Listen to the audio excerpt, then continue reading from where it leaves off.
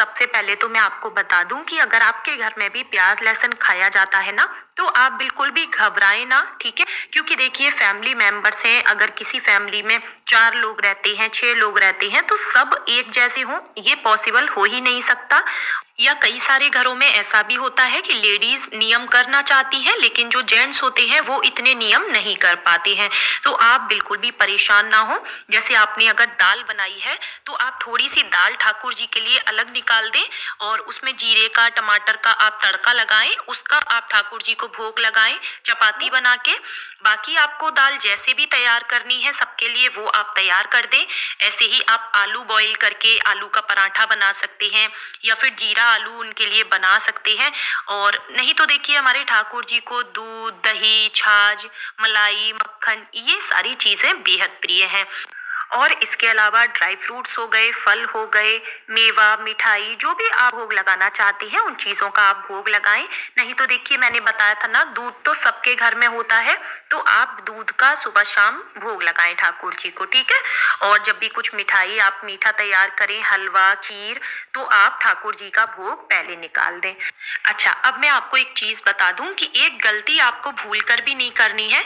जैसे आपने ठाकुर जी को भोग लगाया, अब वो प्रसाद बन गया, अब उस प्रसाद को आपको पूरे खाने में मिक्स नहीं करना है। कई भक्त कंफ्यूज हो जाते हैं, तो वो कमेंट करते हैं कि क्या दीदी प्याज लहसुन वाले खाने में हम भोग लगाया हुआ जो प्रसाद है वो हम मिक्स कर सकते हैं? तो जी नहीं, आप ऐसी गलती ना करें।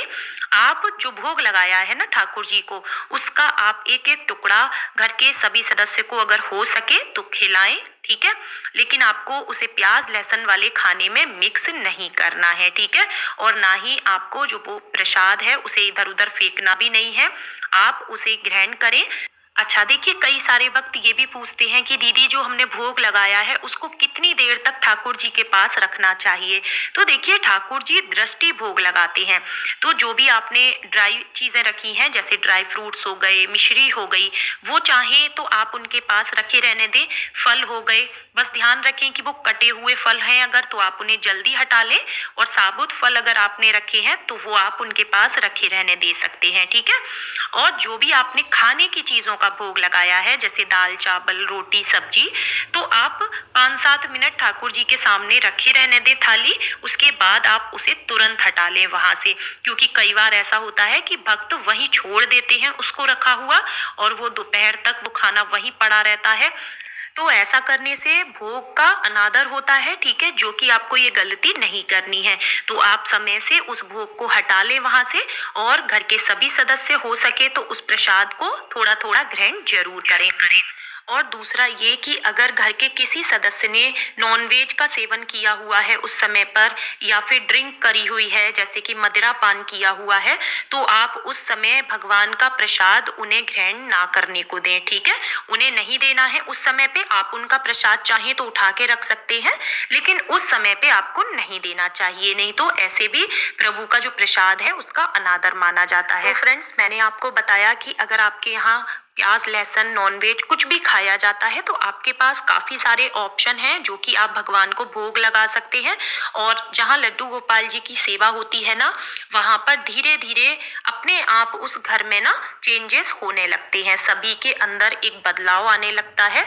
और आप देखेंगे कि सभी लोग धीरे धीरे इन चीजों का त्याग करते चले जाएंगे, क्योंकि हमारे ठाकुर जी हैं ही ऐसे। जहाँ कहीं पर भी ठाकुर जी की पूजा आराधना की जाती है, उनकी सेवा की जाती है, उस जिससे कि ठाकुर जी की कृपा बरसती है और धीरे धीरे करके वह घर जो है पवित्र हो जाता है। तो फ्रेंड्स, अब हम बात करेंगे कि जो हमने जल रखते हैं ना ठाकुर जी के पास, उस जल का हमें क्या करना है। तो देखिए कई सारे भक्त क्या करते हैं कि उस जल को उठा के किसी गमले में डाल देते हैं या इधर उधर डाल देते हैं, जो कि ये गलती आपको नहीं करनी चाहिए। ये जो जल होता है ना ठाकुर जी का, इसको हमेशा आप ढक कर रखा करें, तुलसी पत्र डाल के रखा करें, ठीक है। और आप चाहें तो जैसे आपने सुबह में जो जल रखा है उसको आप शाम को हटा लें, और या तो इस जल को अपने पीने के पानी में मिला लें आप, ठीक है। और अगर ऐसा नहीं कर सकते तो आप क्या करेंगे, इस जल से आप आटा लगा सकते हैं, ठीक है, रोटियां बनाने के लिए। जिससे कि क्या होगा ना, इस जल का जो प्रभाव है ना वो घर के सभी सदस्यों पर पड़ेगा और सभी का स्वास्थ्य अच्छा रहेगा, सभी की मानसिक स्थिति अच्छी रहेगी। तो क्या सही है क्या गलत है इसका निर्णय वो आसानी से ले पाएंगे। साथ ही जिन लोगों को गुस्सा ज्यादा आता है ना, आप ये जल उनको पिला के देखें कि अगर ऐसा करना पॉसिबल ना हो तो आप सब्जी बना सकते हैं इस जल से, ठीक है, या फिर आप आटा लगा लें, रोटियां बना के उस इंसान को खिलाएं आप देखेंगे धीरे धीरे उनके गुस्से में भी सुधार होने लगेगा। क्योंकि फ्रेंड्स हमारे ठाकुर जी के भोग की ना बड़ी ही महिमा बताई गई है और एक से बड़े बड़े चमत्कार देखे गए हैं। तो आप उनके भोग को, उनके जल को वेस्ट ना करें इधर उधर, आप घर के सभी सदस्य उसका सेवन करें और चमत्कार अपने जीवन में आप स्वयं से देखेंगे। तो उम्मीद करती हूँ कि आज का वीडियो आपको पसंद आया होगा। वीडियो अच्छा लगा हो, मेरे ठाकुर जी का श्रृंगार आपको अच्छा लगा हो तो कमेंट जरूर करें। वीडियो का करती हूँ मैं यहीं पर एंड।